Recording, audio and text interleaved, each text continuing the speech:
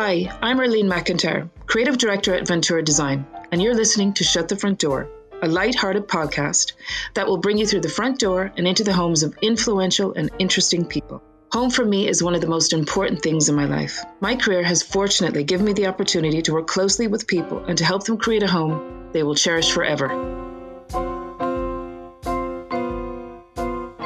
Today we are joined by the Lord Mayor of Dublin, Hazel Chu.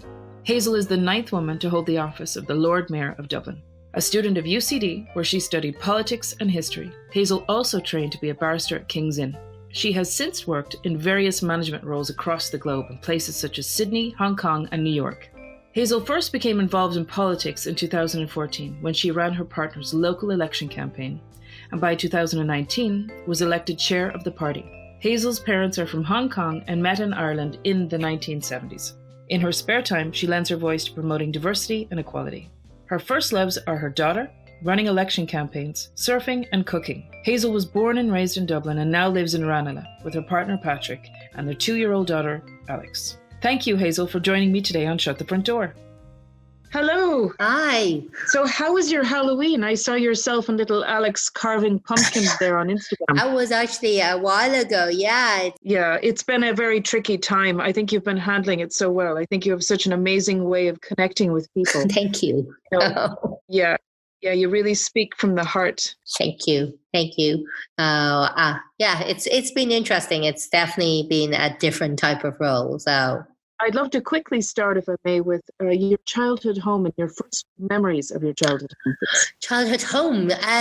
Well, I grew up in Firhouse, so born in Rotunda, then straight to, I stayed with my granny for a little bit in Hong Kong, so because my mum was doing 2 jobs at the time and couldn't really look after me and also work constantly. So I was in Hong Kong for a little bit before I came back then to start school, and I grew up in Firhouse, and it was lovely. It was like 9 of us in a 3-bedroom though, because my aunt and my uncle and their family was also with us, and my mother's younger brother was also with us as well. So there was 9 of us in quite a tight space, but it was nice. It was hard because like you're working class family that constantly is struggling to put food on the table. So it's possibly why I'm not a big fan of rice, because every meal was rice, sometimes with something, yes, sometimes not with something, so on its own. So not a massive fan of rice, but overall it was nice. So great. Okay. And then when did you leave the nest? And where did you go first? Well, we then went from Firhouse to Selbridge, where we got a bit more space. Myself, my mum, my and dad, and my uncle, my mum's younger brother, who was living with us in Firhouse, moved out to Selbridge, and there was a lot more space there then. And there was a great sense of community like Firhouse as well. I think Selbridge, the people were very welcoming, and we then stayed there for quite a while. I was there until I moved there for college, and when I moved out for college, I was in Ranelagh.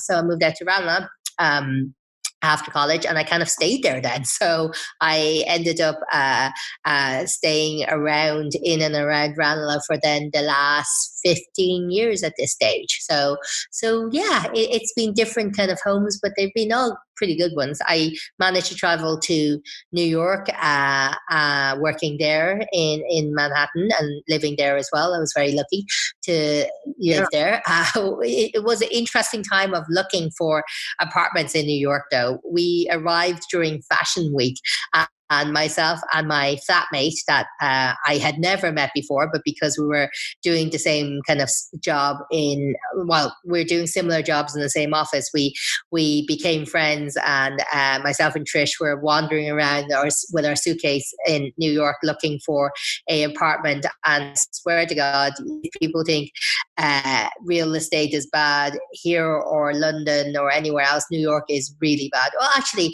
it's probably as bad as here sometimes, because I have been in those queues in Ireland where it's really long and you get nowhere, and that was the same in New York. I also lived in Sydney and I lived in China, and then I came back here home to Ireland, and Dublin was my home. So Wow. So when did you first realize that you wanted to get into politics? It would have been late. Like I was political enough in college. I was auditor of a society. I got involved in student politics, but it wasn't until I think I ran my other half's campaign that I realized I had a knack for it. I ended up I ended up running his campaign, and he ended up topping the poll, but it was very much a sign that we could do this. And I became very interested in how kind of parties work and how the overall political landscape works. So I got involved in the party then.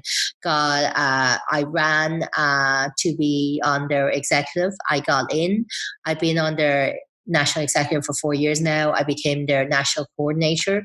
I then got elected as their chairperson of the party. And then I ran myself as a councillor last May. And then this June, I ran to be Lord Mayor. So.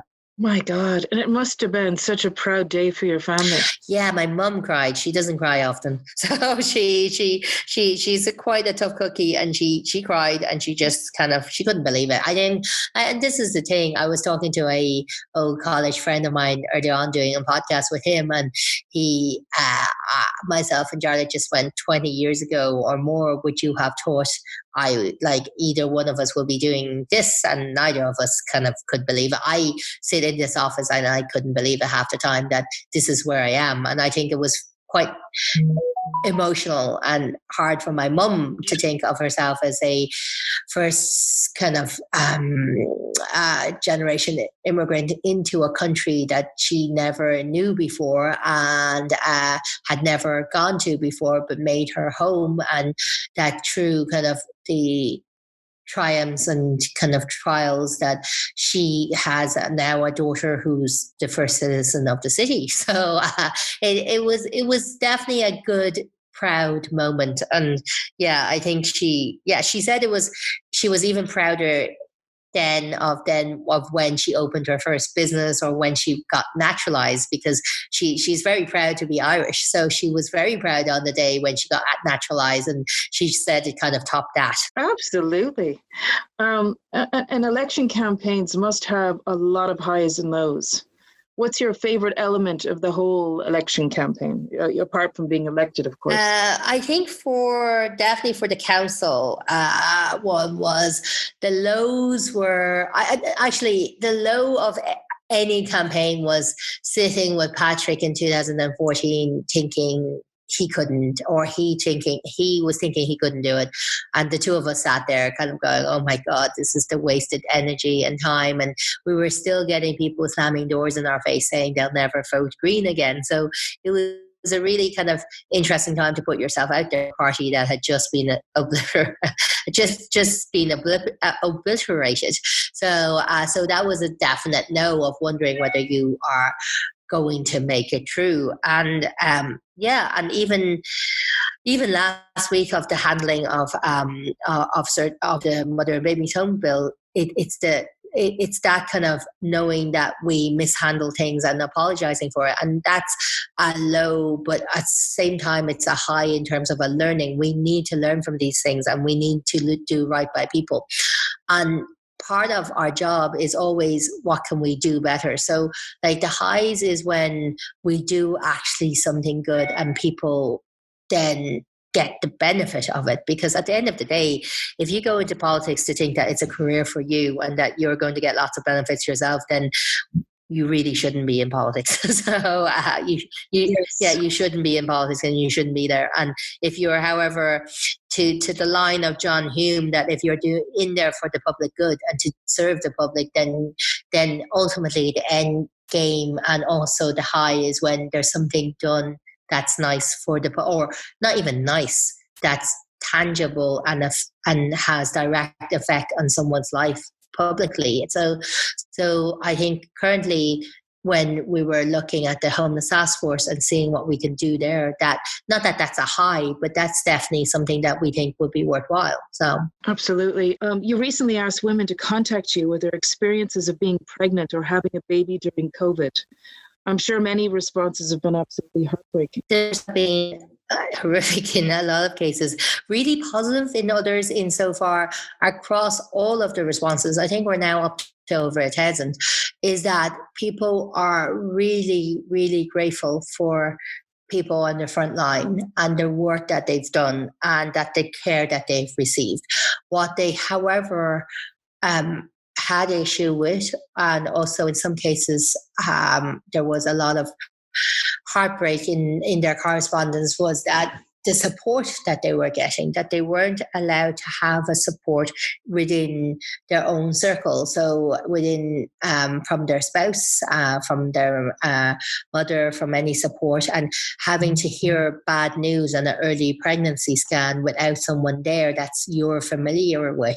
Like, I know the argument made by the hospital is that they have the nurse there or the midwife there, but that's not the same. So, like, I went through a really tough pregnancy myself, and I can tell you firsthand that if I did not have my other half there, I'm not quite sure whether. And I was about to say, I'm not quite sure would I be as healthy as I am now. But I know even with my other half there, I had through a difficult pregnancy and birth afterwards, 18 months of postnatal depression.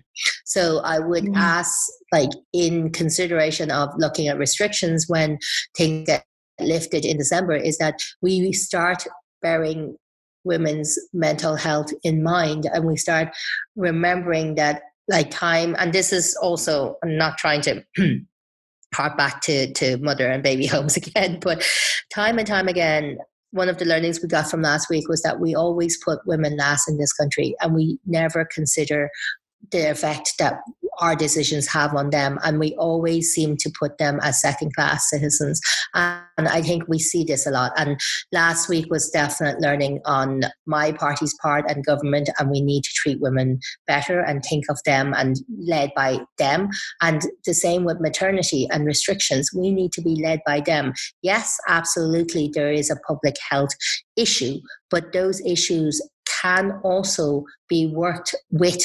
We're not saying worked around, but worked with.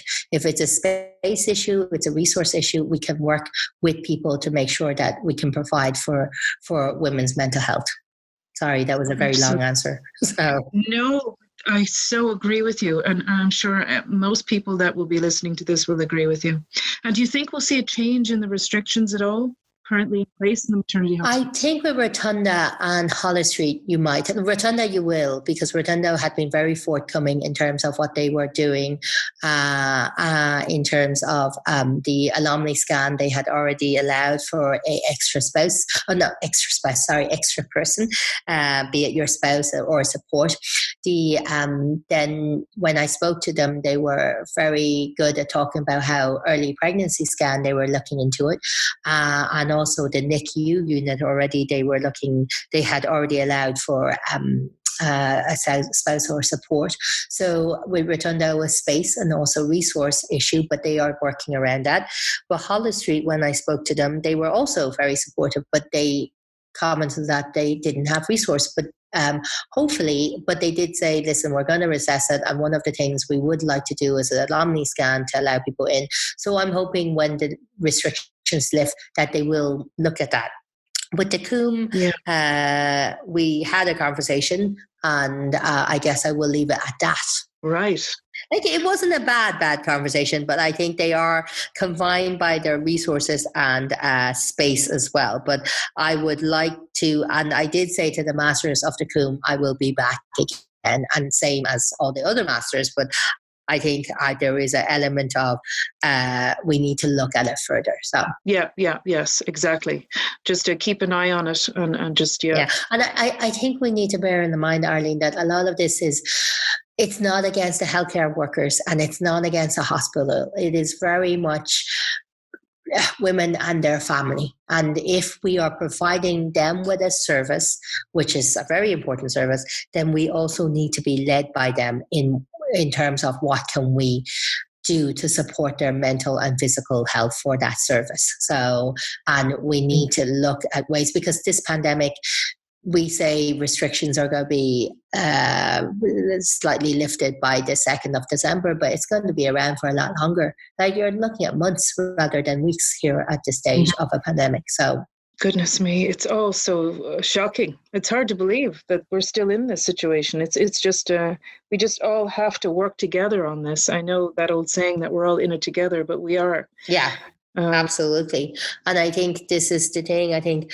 we seem to people are very, very tired. So, and people are trying to hold on as much as possible, but we are in it together, and part of it is trying to make sure we do our best. Yes. And what do you see as the biggest problem facing Dublin City currently? Do you think Dublin will bounce back quickly after all of this? I think it's got to be hard for everyone to bounce back. I think currently, as it is, what we have a problem with is that there is a hole in the center of the city.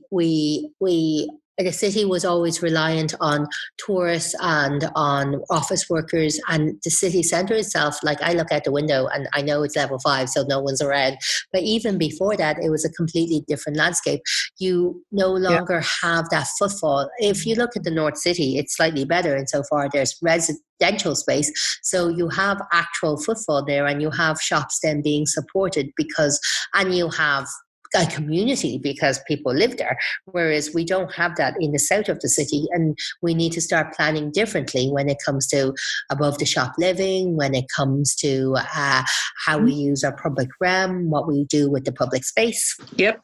Exactly. The Mansion House, by the way, is an incredible building and an amazing location to live in. Can you describe your current living space with us? Yes, well, downstairs isn't our living space. Downstairs is the public house. So all of the space downstairs is usually would have been open to the public and for public events, but we're now closed off. So my office will be there, my team's office, the Lady Mayoress's parlour, which is the room across the road, the dining room, the drawing room, the oak room, which normally has a lot of events, and then the bar, which a lot of people say is very important. So, which is unfortunately empty because I sent all the kegs back. So I may have been the first Lord Mayor to do that.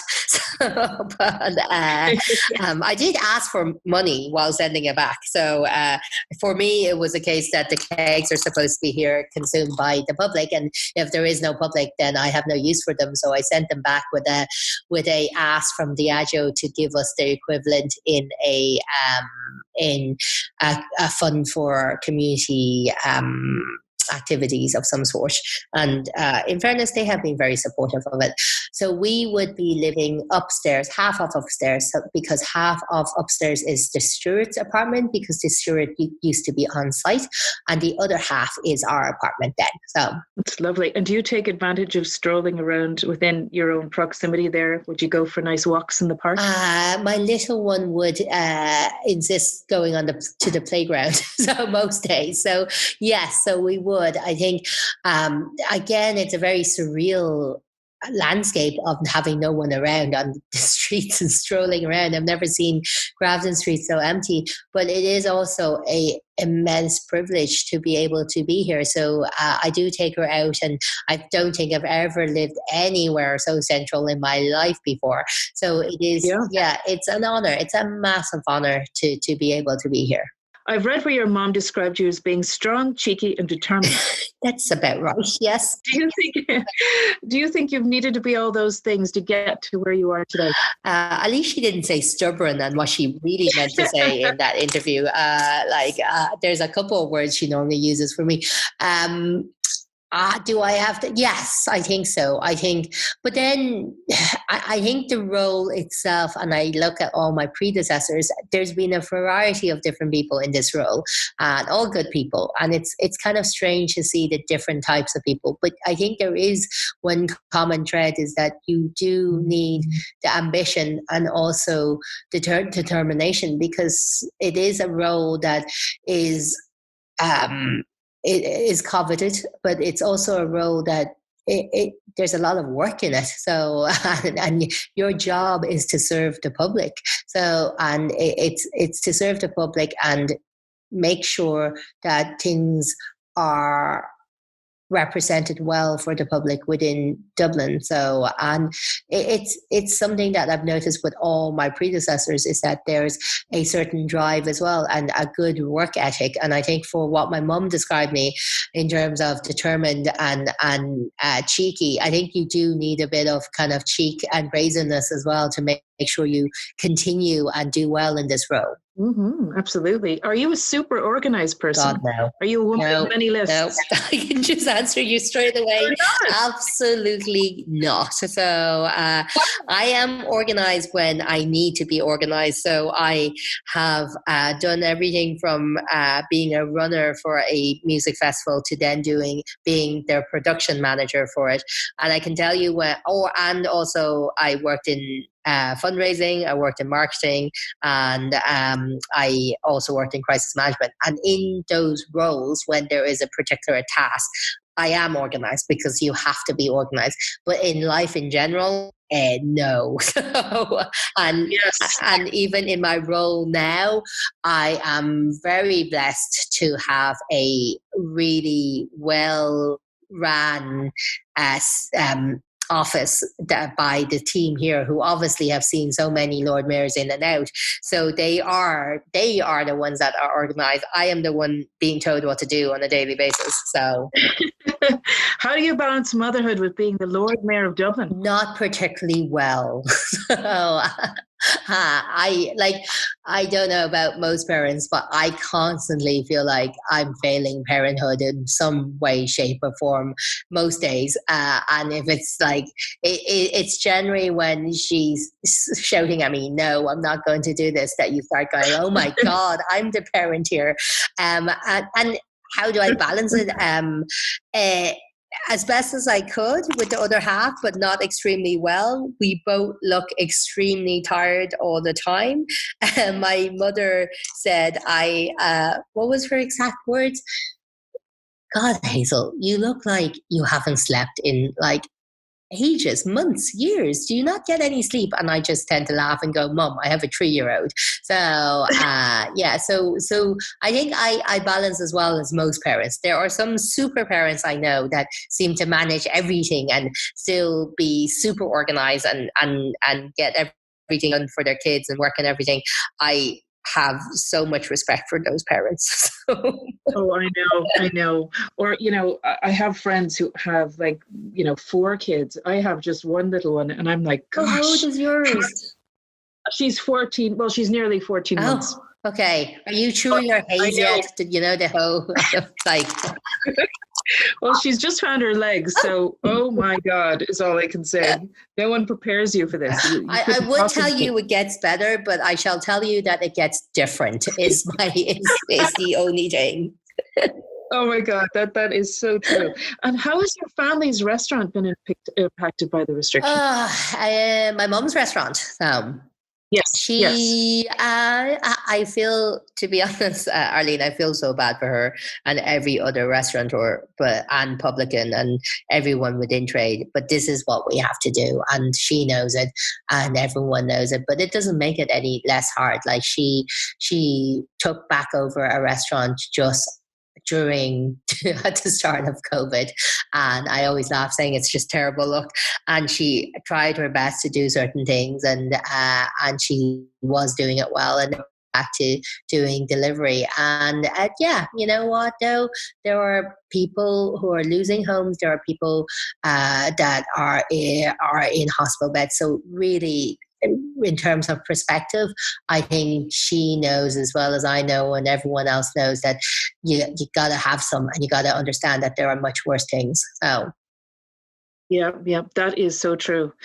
And Hazel, do you mind me asking, what motivates you? That's a hard one, because I generally think it's Alex, as in my daughter, but like sometimes I just go, no, she's like being a pain. It can't be her. So, but I think it's that whole not wanting to lose. Like I grew up in very welcoming communities between Firhouse and Salbridge and Ranelagh, but like throughout certain stages there were discrimination towards my mom, towards me, towards my brother, my father. And you then learn to realize that you need to stand up to this, but more than anything else, you need to do better and harder, because that's what your family expect, but that's what you kind of expect from yourself, so that you don't end up it's almost proving yourself to others to make them see that diversity should be celebrated. But look, diversity is amazing in that someone can achieve a lot even if they're different. Absolutely. What's the one thing that we don't already know about you that would surprise us all? What's the one thing you don't? I don't know. I'm quite open about most things. A bit too open, according to my mother, half the time, and my other half as well. What's the one thing that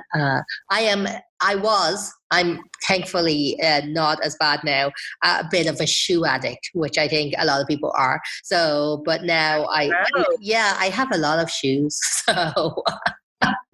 Me too. And I really don't know where I'm going to wear them all. This is the thing, Arlene. Where do we wear them? Because now I just wear the same two pairs of runners that seem to get photographed more than any other of my shoes.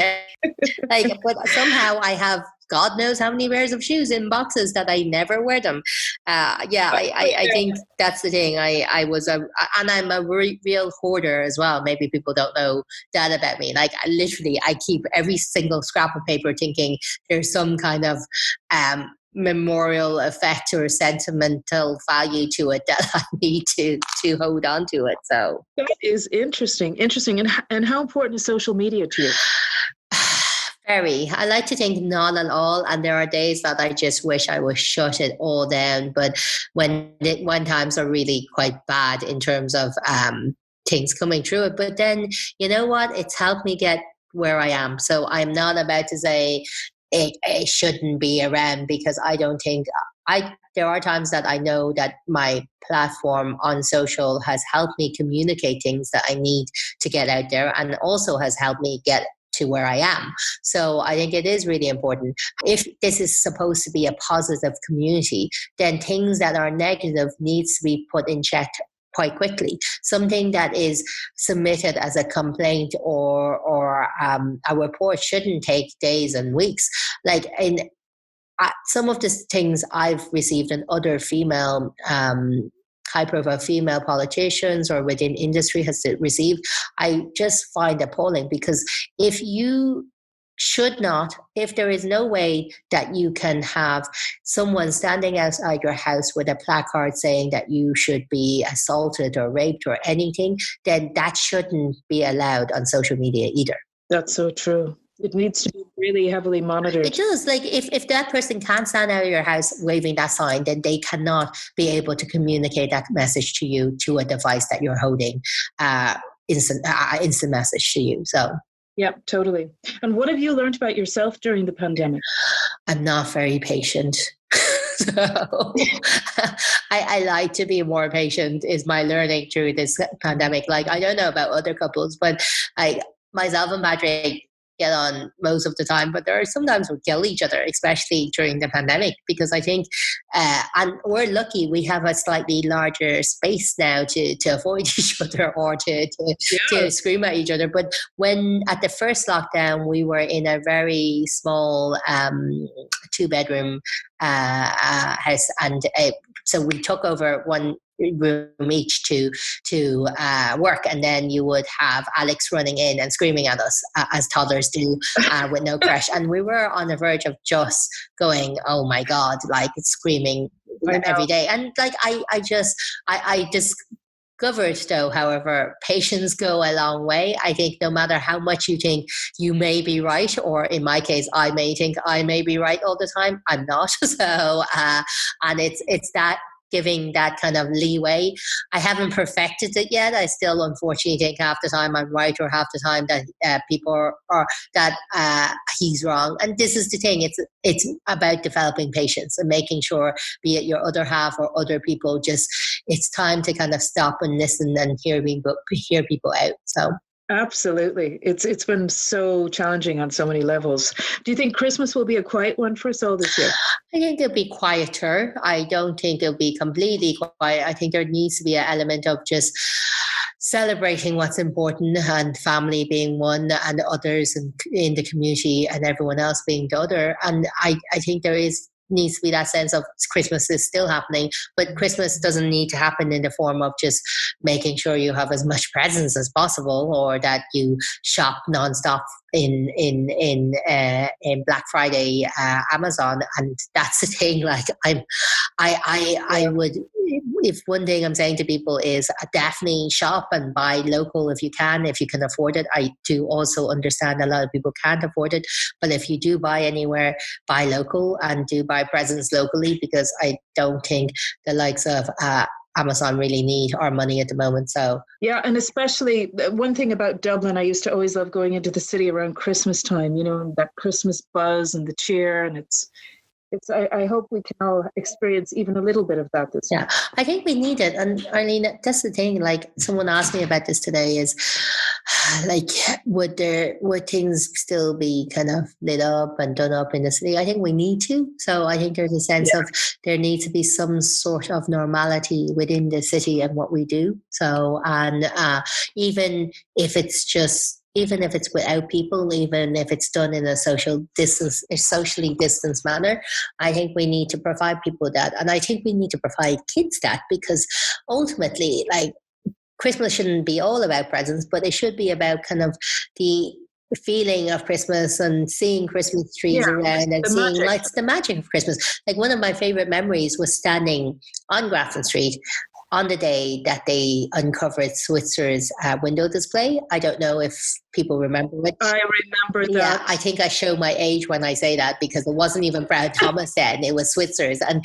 it was always this most amazing Christmas display of like toys and trains. And I always wonder why Brown Thomas don't do that. I might actually write to them and say, hey, can you do that this year, please? So, but no, it was that magical feeling of like, and we were like, and it's not a boo-hoo story, but we were a family that couldn't afford the presents, and we wouldn't be shopping in Switzer's to buy presents. But it was just that kind of standing there with everyone else gathered, standing there watching the Christmas display was just magical. It was lovely. I do think Brown Thomas's have, though, been doing really magnificent window displays for Christmas. I think they've just launched something really special again this year. Yeah, this is the thing I love. Like, and it's funny because, like, I think it's that kind of sense of, even if people are coming in town not to shop or anything, but just coming into town.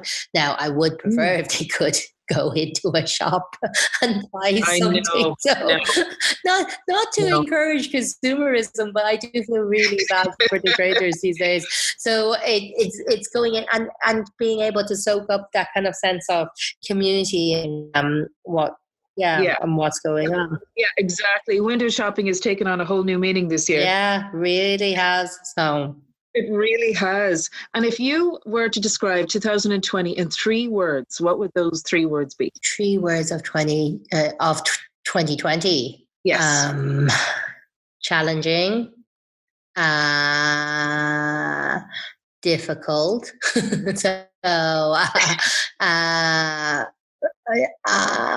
challenging, difficult. You see, it's not even a word. But like, it's a phrase. I was there thinking rising above. So, but resilient. So challenging, difficult, resilient. Because at the end of the day, I think, like, we look at our history and different phases of our history, and like through the darkest of times. I sound a bit like Churchill at the moment, and I don't mean to, but like, it is very much during your darkest of times and bleakest of hours, you do rise above, and you see that time and time again in our own history here in Ireland. And you will see that this year when people look at the history books and look at 2020, they will see how difficult the year was for the nation, but for across the world. And they will also see that in Ireland, that people held together. Even when they didn't think they were holding together, they held together, and they managed to get through this. Yeah, so true. And what's the best piece of advice you've ever received, Hazel? Oh, breathe. So, and one word as well. It wasn't even like don't stop or anything. It was just breathe. It's like there are times when, and it's really important to remember that now more than anything else, that when things get on top of you, like the mental health side of what we're facing is going to be enormous. And I would just say to people, breathe and talk to people, and or stop and listen to people if you can. Give them a little more time and be there for people if you can. So that's so lovely. I was just going to ask you on a final note, because I know you're pressed for time. Yeah. But what final words of comfort and wisdom do you have for us all during this very difficult time? Final words of wisdom during this difficult time would be, we will come out of it. So I know that sounds really cliche, and it's not even light at the end of the tunnel, but that the reason why I say to people to breathe is because a lot of this will feel like as if the weight of it is on us and we're drowning under it. And a lot of times we need to just make sure we hold on and make sure that we have support there. And this is why the bubble thing is really important to have. Make sure that you will always have a person, even though you're alone, mainly because I think ultimately a lot of this will take mental toughness. So to anyone out there that is feeling the strain and feeling the difficulties, you're not alone. And and it's easy for me, of course, to say, oh, you're not alone while I'm sitting there, but you aren't alone. And we are going to try our best to pull through. And if you are in any way listening to this and want to talk to someone and feel like that you will need some support, I'm here. So contact my office at lordmayor@dublincity.ie, and we will try to provide you with support on what you need in terms of, I know people are contacting me about housing issues. People are contacting me about school issues. So if there is something that we can help with, we will gladly help. And this is something I would also tell people to make sure to ask for the help, because a lot of times we think we don't need to ask and that we feel like a burden asking, but ask for it. And I'm not promising it will definitely arrive at your door when you ask for it, but I would say that there more than likely people will be willing to help, because that's what we've become. We've become a community in a society that isn't willing to turn a blind eye when people do need help, and that's a good thing. Yeah, love that. And Hazel, if I could just ask you something really quick, it's just a few questions. It's called a quick fire round of questions. Yeah. Are you ready? I am. I literally have to run away, but yes, go for it. Dublin or Hong Kong? Dublin. Text or talk? Oh, text. Spring or autumn? Oh, autumn. City or countryside? City. Morning or night person? Night. Taxi or walk? Oh, hard one. Walk. Cook in or eat out? Eat out. Politics or surfing? Oh, God. So, surfing while politicking? So. Glass half empty or glass half full? Oh, neither. Donald Trump or Joe Biden? Definitely Joe Biden. 2020 or 2021? 2021. Good answer. Thank you so much for sharing your time with me today. No problem at all. I wish you and your family all the best. Thank you. So, thanks, Arlene.